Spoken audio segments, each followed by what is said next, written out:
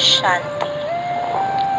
मैं यूं ही अकेली बैठी थी तो अचानक एक विचार आया कि अपनी इस 13 साल के आध्यात्मिक ज्ञान और योग की यात्रा के कुछ विशेष अनुभव आप सभी के साथ शेयर करूं, क्योंकि ये अनुभव किया कि आज हर व्यक्ति अनेक समस्याओं, पीड़ाओं और तकलीफों से और स्वयं के ही नकारात्मक विचारों के जाल में जैसे कि फंसता ही जा रहा है, या ये कहूँ कि फंसा ही पड़ा है।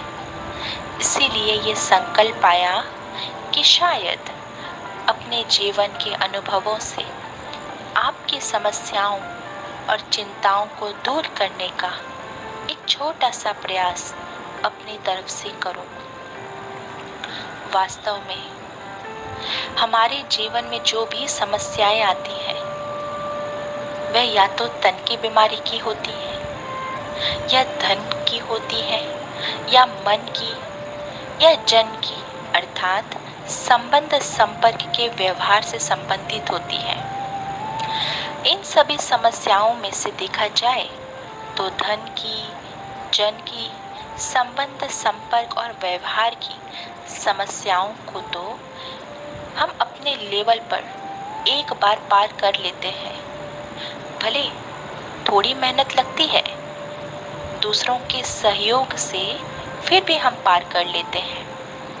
लेकिन जब किसी के जीवन में तन की बीमारी की समस्या या परिस्थिति आती है तो हिम्मत रखने वाला व्यक्ति भी हार जाता है, निराश, हताश और उदास हो जाता है।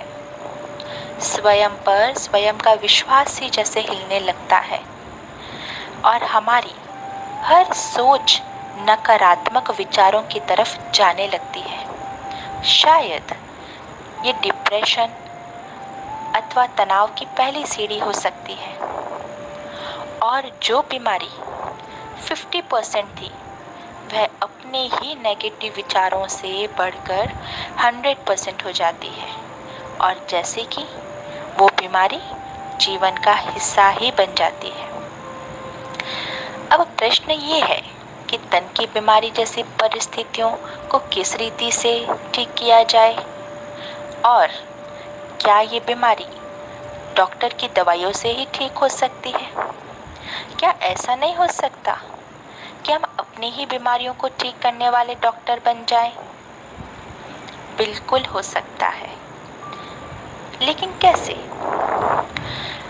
मैं आपको कह रही हूँ कि अपने विचारों का प्रयोग अथवा अपनी ऊर्जा का प्रयोग करने के लिए। अब आप सबके मन में प्रश्न आया होगा, प्रयोग, एक्सपेरिमेंट, वो कैसे? जी हाँ, इससे आगे कुछ कहूँ, पहले ये क्लियर करना चाहूँगी कि मैं आपको किसी भी चीज़ की परहेज कहो या आदत कहो, कुछ भी छोड़ने का नहीं कहूँगी। ये पूरी तरह आपकी चॉइस होगी, लेकिन हमारे विचारों का प्रयोग तभी सफल होगा जब इसे विश्वास, निश्चय और भरोसे का बल मिले। एक उदाहरण लेते हैं। हम सब भक्ति करते हैं, और भक्ति करने के पीछे हमारा आधार क्या होता है?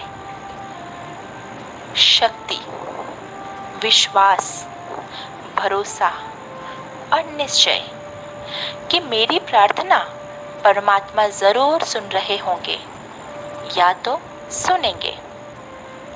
इसी प्रकार हमारे विचारों के प्रयोग में हमें सफलता भी तब मिलेगी जब हमें स्वयं पर और स्वयं के विचारों पर विश्वास होगा। तभी वह विश्वास की ऊर्जा का प्रवाह हमारी बड़ी से बड़ी बीमारी को भी सदा के लिए दूर कर सकती है। तो आइए सुनते हैं विचारों की ऊर्जा का प्रयोग। जब शरीर के किसी भी अंग में दर्द हो रहा हो, सिर में, कमर में, पेट में, छाती में, गर्दन में, घुटनों में या कहीं भी आप अपने दोनों हाथों को ऐसे रगड़िए जैसे कि आप लोशन यूज़ करते हैं। अब रगड़ते रगड़ते 7 बार मैं मास्टर सर्वशक्तिवान आत्मा हूँ, मैं स्वस्थ निरोगी आत्मा हूँ, 7 बार बोलें। और 7 बार बोलने के बाद दोनों हाथों के बीच में जो गर्मी का संचार हो रहा है, वह गर्मी हमारे विचारों की ऊर्जा है। अब ये ऊर्जा वाली हथेली उस स्थान पर 10 सेकंड के लिए रखें जहां आपको दर्द हो रहा है। 10 सेकंड के बाद फिर से वही विचार रिपीट करें और बोलते बोलते हथेलियों को आपस में रगड़ते जाएं। ऐसा आपको 7 दिन करना है और 7 बार बोलना है। दिन में 3 बार कम से कम करें। एक बार सुबह उठने के ठीक बाद, दूसरा रात को सोने से ठीक पहले और तीसरी बार दिन में कभी भी। ये प्रयोग 7 महीनों का या 7 सालों का नहीं है, केवल 7 दिनों का है। हो सकता है आपके विचारों की शक्ति इतनी हो कि ये 3 या 5 दिनों के अंदर ही वो बीमारी बिल्कुल ठीक हो जाए, लेकिन याद रखिए, विश्वास और निश्चय का बल बहुत आवश्यक है। ये प्रयोग करते समय अगर एक भी नेगेटिव विचार आए तो भी ये प्रयोग सफल नहीं होगा। इसीलिए पूरे विश्वास के साथ शुरू कीजिए और अपनी बीमारियों के डॉक्टर आप स्वयं ही बनिए। यकीन कीजिए, दुनियावी डॉक्टर की दवाई असर करे या ना करे, लेकिन स्वयं के विचारों की दवा का असर ज़रूर अनुभव करेंगे।